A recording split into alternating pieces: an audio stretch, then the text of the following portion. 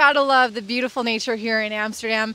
We have some news, maybe you've already heard, but I wanted to take my time to really be sure that I'm telling you guys good insights and information of what a lot of people actually aren't saying about this news of the SEC choosing not to appeal the court case against Grayscale's spot Bitcoin ETF application.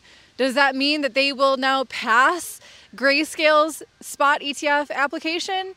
That's what we're going to talk about today. We've learned a lot of insights from the Bitcoin Amsterdam meetup these past few days. I think you're going to find this video to be really informative, and if you want to have even more information on what we're doing with our cryptocurrencies, keeping you up to date as best as we can, you have to check out learningcrypto.com. It's our new website. We're very proud to present that to you, so go ahead and check it out, learningcrypto.com. So, like I said earlier, the SEC is choosing not to appeal the court case against Grayscale, where the judge ruled favorably towards Grayscale. So what this means is the SEC has two choices. They can either approve Grayscale's spot Bitcoin ETF application, or they can deny it for other reasons not listed before that they've used as excuses to reject Grayscale's ETF applications since like 2017. These guys have been trying for years and years, and that's why they finally took the SEC to court, because they're just so tired of being rejected. So now we're waiting to see if SEC can come up with any other excuse to reject this ETF. Now here are some insights that we learned at this Bitcoin conference in Amsterdam. We saw of course, there was a couple representatives from the institutional investor side talking about their futures ETFs and the other investment products that they have from Bitcoin. And, you know, they're saying there's a few insights here. Number one, the reason why futures ETFs were passed so quickly in the US is because futures are traded on regulated exchanges in the US, the CME, highly regulated, well-known exchange, but apparently there's no regulated exchange appropriate that the SEC thinks is appropriate to trade Bitcoin on.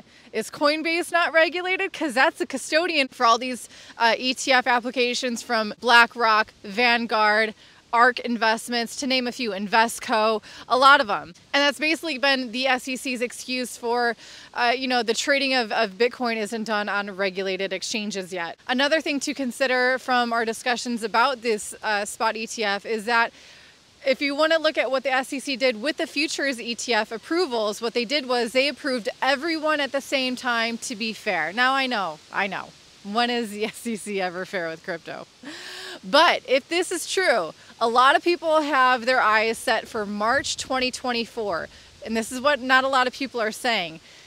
March 2024 is on people's radar because that is 240 days after BlackRock's first ETF application, the spot Bitcoin application. The SEC can only delay up to 240 days before they have to make a decision. Is BlackRock going to have two soilings on their ETF application record, or is this one going to get passed? But what people are failing to consider is that ARK Investments had their application 2 months prior to BlackRock. So that means their deadline of 240 days lands in January of 2024. Just because it's a deadline doesn't mean that's when the SEC has to make a decision. They can make a decision far before that. And they might just do that if they play by the same rules as they did with the futures, where they approve everyone at the same time. So this is what Toby and I are keeping an eye on.